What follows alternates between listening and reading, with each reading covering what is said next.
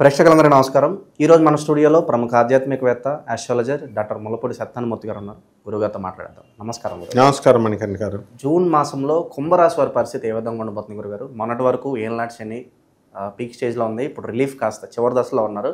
ఈ చివరి దశ ఎలా ఉంటుంది గురుగారు? అండ్ పర్టికులర్గా జూన్ మాసం ఎలా ఉండబోతుంది వీళ్ళకి కుంభరాశి వాళ్ళు అంటే పాపం అభం శుభం తెలియదు. వీళ్ళకి మంచిగా కొంచెం ఈర్ష్య అసూయలు ఉన్నాయంటారు. అంటే ప్రేమ ఎక్కువ పెట్టేసుకుంటారనమాట. దానివల్ల వాళ్ళు ఎవరితో అయినా వీళ్ళు ప్రేమించే వాళ్ళు అవతల వాళ్ళతో మాట్లాడితే వీళ్ళు కొంచెం హర్ట్ అయిపోతూ ఉంటారు. అలా ఉంటారు కుంభరాశి వాళ్ళకి. పాపం మొన్నటిదాకా పని లేదని, ఉద్యోగం లేదని ఇలా రకరకాలుగా బాధలు పడ్డారు. అప్పులు చేసుకున్నారు. అలాగే రోజు ఖర్చు ఎక్కువ. అందరి పరిస్థితి అలాగే ఉంది. ఇప్పుడు ఇది ఆఖరి దశలోకి వచ్చేసింది. ఈ కుంభరాశి వాళ్ళకు ఇప్పుడు జూన్ నెలలో ఉన్నటువంటి గ్రహస్థితి రీత్యా ఉద్యోగాల కోసం భయపడాల్సిన పని లేదు. చేస్తున్న ఉద్యోగాలది ఎవరిది కూడా పోలేదు. అలాగే వీళ్ళు వ్యాపారాలు చేస్తున్నటువంటి వాళ్ళు సక్సెస్ఫుల్గా ఉన్నారు వాళ్ళు. కాబట్టి అక్కడ డౌన్ఫాల్ లేదు. వ్యాపారాలు, హోటల్ వ్యాపారం, కర్రల వ్యాపారం, తాపీ మేస్టర్లు, తర్వాత ఈ రకంగా కిరాణా షాపులు, బట్టల షాపులు సూపర్గా జరుగుతున్నాయి. ఫ్యాన్సీ స్టోర్స్ ఇవన్నీ కూడా. అయితే రాహువు మనకి జన్మరాశిలో ఉన్నాడు. దానివల్ల ఏమవుతుందంటే ఎదుటోళ్ళని నమ్మడం కాదు, వీళ్ళని నమ్ముకోవడానికి వీళ్ళకి సందేహం వచ్చేస్తుంది. ప్రతిదానికి డౌట్ పడుతూ ఉంటారు. వీళ్ళ మీద వీళ్ళకే.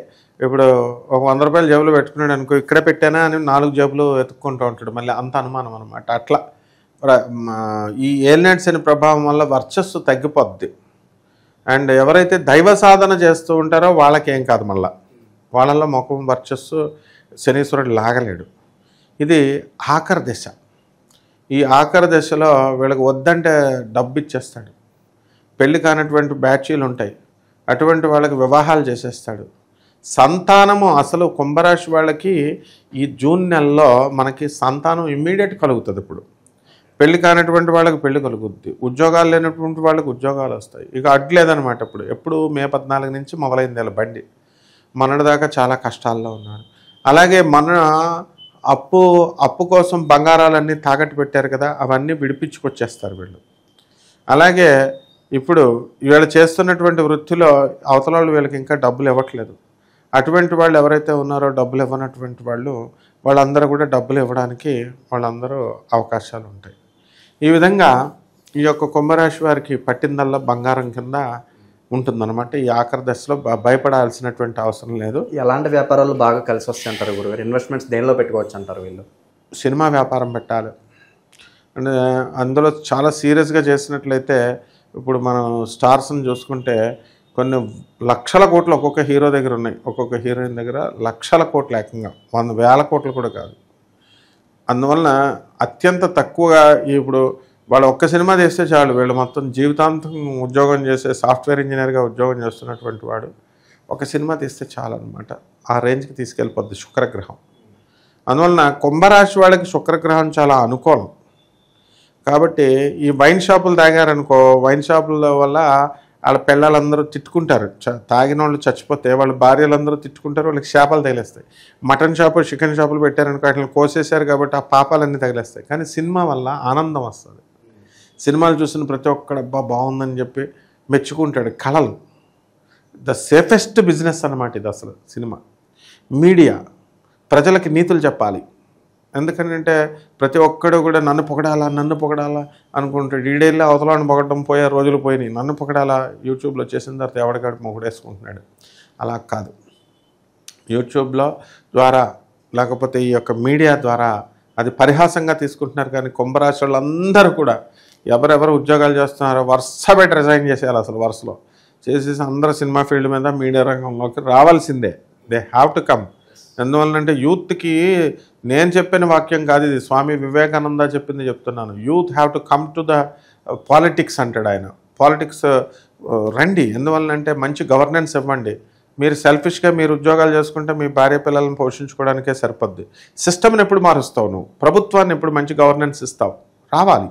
అలాగే స్వామి వివేకానంద ఆయన మొత్తం అందరినీ కూడా రాజకీయ రంగం రమ్మంటే మరి కొంతమంది మహానుభావులు సినిమా ఫీల్డ్ ద్వారా ఎన్టీ రామారావు గారు, నాగేశ్వరరావు గారు ఇలాంటి వాళ్ళు సినిమా ఫీల్డ్ ద్వారా వచ్చి సమాజాన్ని మార్చిపడేశారు. కాబట్టి సమాజాన్ని మార్చే పద్ధతిలో మనం బతకాలి, అంతేగాని మనం స్వార్థంగా తింటూ ఉండడం కాదు. ఇది కుంభరాశి వాళ్ళకి ఉంటాయి ఈ లక్షణాలు. ఇక నిరుద్యోగులు విద్యార్థుల పరిస్థితి ఎలా ఉండబోతుంది గురుగారు? నిరుద్యోగులు ఏముంది, ఒక 30,000 రూపాయలు శాలరీ వస్తే చేసేయడానికి ఏదో టైం పాస్ అనుకుంటారు. అసలు మంత్రులు అవ్వాలి వీళ్ళంతా నిరుద్యోగులు, సినిమా హీరోలు అవ్వాలి, ఒక ఇండస్ట్రీస్ ఎంటర్ప్రైనర్ అవ్వాలి, ఇండస్ట్రీస్ పెట్టుకోవాలి. వీళ్ళంతా మేమేం చేయలేమంటే కుదరదు. అవన్నీ అనవసరం. నువ్వు ఎందుకు వచ్చావు భూమి మీదకి, అంతే చేస్తూ ఉండాలి. నిరుద్యోగులకు ఉద్యోగాలు ఇమీడియట్ వచ్చేస్తాయి. అలాగే ఎట్టి పరిస్థితుల్లో ఎవడో ఆపలేడు. మొత్తం ఎంతమంది నిరుద్యోగులు ఉన్నారో అంతమందికి వచ్చేస్తాయి. ఇకపోతే విద్యార్థులు వద్దంటే చదువు, మార్కులు, ఏ స్లిప్పులు కాపీలు పెట్టాల్సిన అవసరం లేదు, ఎవరిని ఏమీ అడగాల్సినటువంటి అవసరం లేదు. అంటే గురుడు అంత మంచిగా బలంగా అయిపోయాడు. కాబట్టి వైవాహిక జీవితం ఎలా ఉండబోతుంది గురుగారు? వైవాహిక జీవితం అంతా కూడా కుంభరాశి వాళ్ళకి బ్రహ్మాండంగా ఉంటుంది. ఎందుకంటే భార్య డామినేషన్ ఎక్కువ ఉంటుంది కుంభరాశి వాళ్ళకి, తిడుతుంది పెడుతుంది. కాబట్టి కుంభరాశి వాళ్ళకి ఏమి వివాహాలు ఇలాంటివి ఎక్కువ డైవర్స్లు ఇలాంటివి ఏ ఉండవు. సరైన నిర్ణయాలు వీళ్ళు తీసుకోగలుగుతారా సరైన సమయం వచ్చినప్పుడు? కుంభరాశి వాళ్ళు ఎప్పుడూ అలర్ట్గా ఉంటారు. సరైన సమయంలో సరైన లేట్గా వచ్చినా లేటెస్ట్గా ఉంటారనమాట వీళ్ళు. కాబట్టి సరైన నిర్ణయాలు ఇప్పుడు తీసుకుంటారు, గతంలో తీసుకోలేదు. వీళ్ళు ఏం చేస్తారంటే, వీళ్ళకి ఉన్న జబ్బు ఏంటంటే వీళ్ళకి ఒకళ్ళు చెప్తే సరిపోదు, ఒకే సలహాని 10 మంది చెప్పాలి. 10 మంది గురువులు అవసరం వీళ్ళకి. వీళ్ళని అడుగుతారు.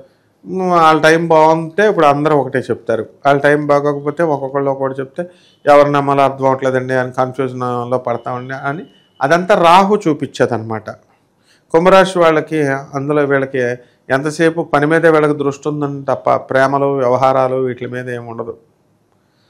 తర్వాత ప్రతి మనిషి కూడా తెలుసుకోవాల్సింది ఏంటంటే, అవయవాలు అనేవి కేవలం ఒక 20 సంవత్సరాలు మాత్రమే పనిచేస్తాయి.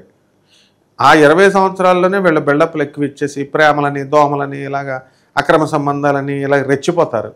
ఆ తర్వాత మొత్తం అవయవాలన్నీ పనిచేయవు. ఆ తర్వాత ఇంక చేసేది ఏమి ఉండదు.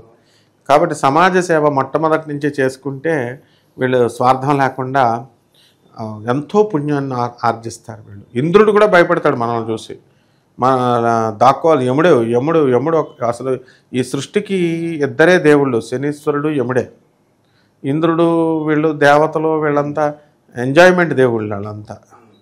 సో మనం కుంభరాశి వాళ్ళకి ఏంటంటే జాగ్రత్తగా చేసుకోవాలి. అక్కడ చిత్రగుప్తుడు ఉన్నాడు, అక్కడ అంతా రికార్డ్ అవుద్ది చిప్పు, జాగ్రత్తగా చూసుకుంటే చాలా బాగుంటుంది. కొనుక్కోవాలన్నా గురుగారు, సొంత స్థలం కొనుక్కోవాలన్నా అనుకూలంగానే ఉంటుందంటారా వీళ్ళకి? ఆల్రెడీ 3-4 ఉన్నాయి వీళ్ళకి. ఇంకొకటి కొత్తగా కొన్న వాళ్ళు అన్నవాళ్ళు కొనేస్తారు, ఇప్పుడు నో ప్రాబ్లం, వెంటనే కొనేస్తారు. అదేం పెద్ద విషయం కాదు. స్థలాలు కొంటారు, పొలాలు కొంటారు. ఇప్పుడు స్థలాలు అసలు తెలుసుకోవాల్సింది ఏంటంటే నాయన, స్థలాలు పొలాలు 100 ఎకరాలు కొన్న పెద్ద మనుషులు చచ్చిపోయేటప్పుడు ఖాళీగా పోతున్నారు. ఇవన్నీ చూస్తున్నారు.